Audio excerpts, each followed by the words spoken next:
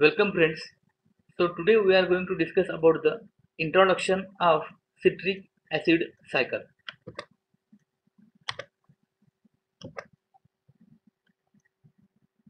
We know this cycle by three names. The first name it is citric acid cycle. It is so called because the first stable product in this cycle it is citric acid. So it is called as citric acid cycle. Another name for this cycle it is tricarboxylic acid cycle. It is TCA cycle because the citric acid it is so called tricarboxylic acid containing three carboxyl groups. Another well-known name for this cycle it is Krebs cycle because the scientist Sir Hans Adolf Krebs proposed this cycle in 1937. At that time he used the name citric acid cycle for which he received the Nobel Prize in the year 1953. So citric acid cycle, TCA cycle or the Krebs cycle, these are one and the same occurring inside the mitochondria.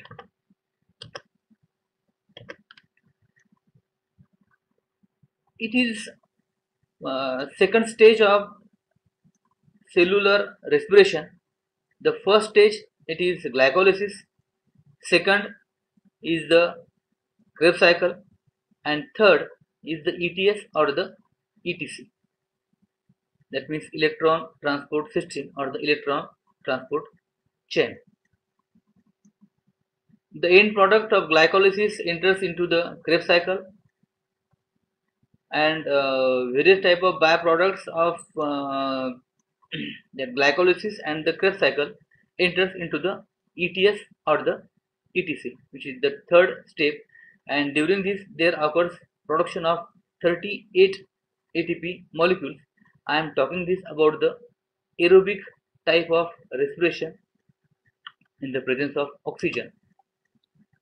Citric acid cycle it is the final common oxidative pathway for carbohydrate, fats and amino acid. Acetyl coenzyme A it is essential to enter into the Krebs cycle, and the final product of carbohydrate, fat and the amino acid it is uh, the acetyl coenzyme A. Hence, we call it as the citric acid cycle is the final common oxidative pathway for carbohydrate, fats and amino acids. Krebs cycle not only forms the or not only produces the ATP molecules but also gives intermediate products which are essential to synthesize various important components essential to our body. So it is the metabolism of fat. It get converted into fatty acids or glycerol, and then these fatty acids get converted into acetyl coenzyme A. In some another way, fatty acids get converted into dihydroxyacetone phosphate. It is then converted into glyceraldehyde 3-phosphate, one product of glycolysis, then to pyruvic acid or the pyruvate, and then to acetyl coenzyme A. And in case of proteins also it is get converted into amino acids and amino acids to pyruvic acid and pyruvic acid to acetyl coenzyme A. So acetyl coenzyme A or the Krebs cycle it is the final common pathway for all these three metabolism, that is fats, carbohydrates and the proteins. Byproduct of this particular Krebs cycle, that is alpha ketoglutaric acid and oxaloacetate, they are involved in the synthesis of amino acids. So along with the energy, they are also involved in the synthesis of important component. So location of TCA cycle. TCA cycle occurs in the mitochondrial matrix in close proximity with the ETC, electron transport chain. So glycolysis overview of glycolysis. Sorry, overview of TCA cycle. So Krebs cycle basically involves the combination of 2 carbon uh, acetyl coenzyme A with 4 carbon oxaloacetate to produce 6 carbon tricarboxylic acid or the citrate, the stable component of TCA cycle. In this reaction, uh, there occurs loss of 2 carbons, and it produces or regenerates the oxaloacetate. That means that oxaloacetate, it is regenerated and recycled through this TCA cycle or through this uh, Krebs cycle.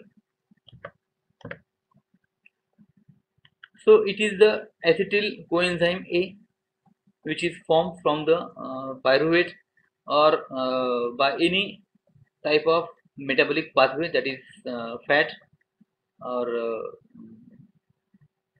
carbohydrate or the protein.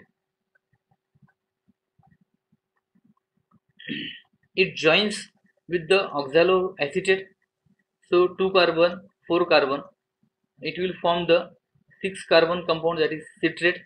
Then there occurs decarboxylation for 2 times, that is first decarboxylation, loss of one CO2 or loss of one carbon, get form the 5 carbon compound, that is alpha ketoglutarate. Again there occurs decarboxylation, loss of CO2, and it will form then succinyl coenzyme A, which is 4 carbon compound, and again it regenerates, recycles the oxaloacetate. So oxaloacetate, it is again ready to combine with the acetyl coenzyme A to uh, repeat the Krebs cycle. Hence, in this cycle, oxaloacetate, it is playing important and crucial role in the Krebs cycle. So, what we learned? We learned about the different names of citric acid cycle, that is citric acid cycle, TCA cycle. Uh, After that, Krebs cycle, depending on the product, depending on the nature of the product, and depending on the name of the scientist who discovered this cycle. We also discuss about the link reaction. That means that pyruvate, it is getting converted into the acetyl coenzyme A. That reaction, it is considered as the link reaction, because the end product of glycolysis, it is pyruvate, and then this pyruvate, it is getting converted into the acetyl coenzyme A. It is considered as the link reaction.